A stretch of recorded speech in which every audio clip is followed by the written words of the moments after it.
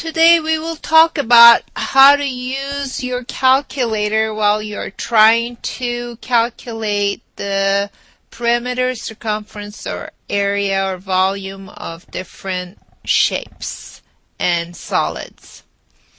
Let's look at a couple of keys. If you want to calculate, for example, the perimeter of a square that has one side equals 2/3, what you need to do is just multiply that by 4. So you can go 4 times, and then 2/3 is a fraction. Go to fraction button. It can be either a fraction button that looks like this or an ABC button.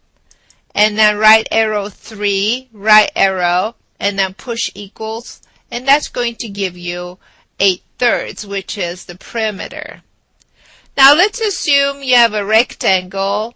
One side is 1/2 feet long, the other one is 3.2 feet long, and you want to calculate the perimeter. So we are mixing, matching fractions and decimals. So let's say I have 2 times the fraction bar, 1, right arrow 2.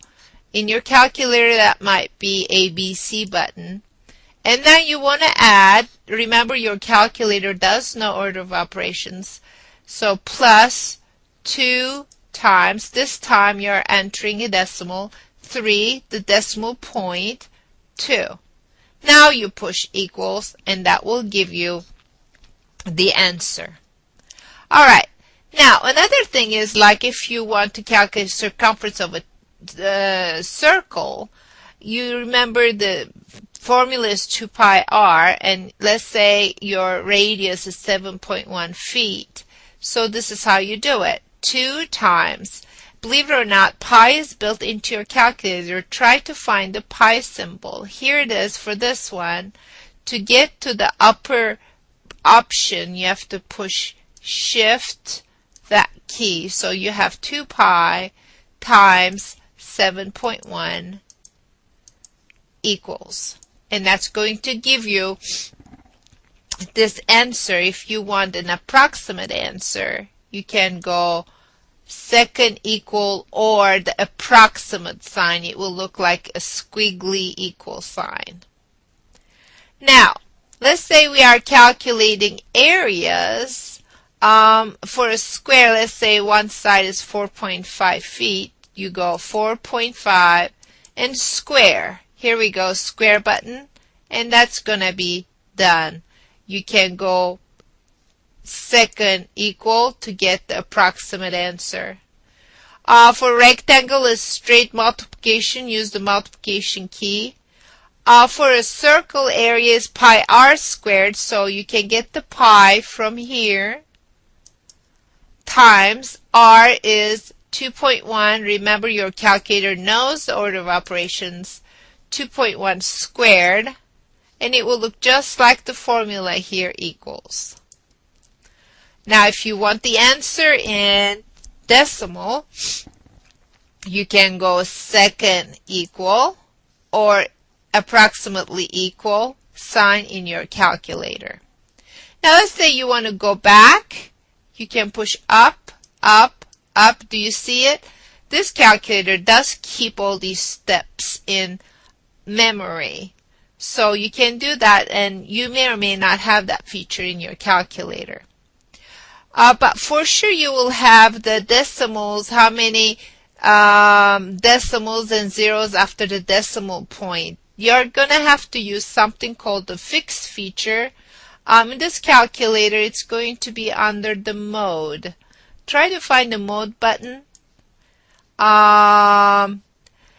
It's not under here, so let's go to shift mode for the setup. Shift mode. Oops, let me go back. Shift mode. Here it is. It's under shift mode and under the fix feature and number 6. Now it will say, okay, how many decimal do you want after the decimal point? Let's say I want 4. And then when I do this, it's going to take 4 decimal points. So you can change how many decimals you want after the decimal point. You can keep these things in the answer memory. For that one, if you continue, for example, adding things to 44.6106, you can go plus, let's say 3. You see it kept it in the memory as an answer form, equals, and then it will add. So learn how to use that feature. Or your calculator may have an independent memory. The independent memory is going to be with a store and recall key, and now you're also trying to couple it up with an M plus or M minus key. So let's say I want to store this thing into memory. So you go second recall, and it will give you the store and then M plus. Let's try this one more time because I pushed some silly key. So let's say I want to store 2 into the memory. I go shift recall M. Do you see it? It put 2 in the memory. Let's say I clear this and I want to recall that. You go recall memory and it will go back and find it. Another thing that you may also need while you're doing geometry is to enter things as mixed numbers or fractions. Make sure you find your fraction button that looks like this one in here.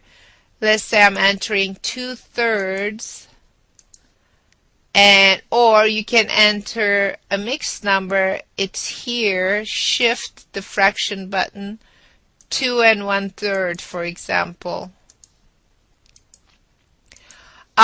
This key in your calculator may also look like an ABC key, so try to get into your manual if you don't find the fraction button, but all that are built into your calculator for you to do these simple calculations.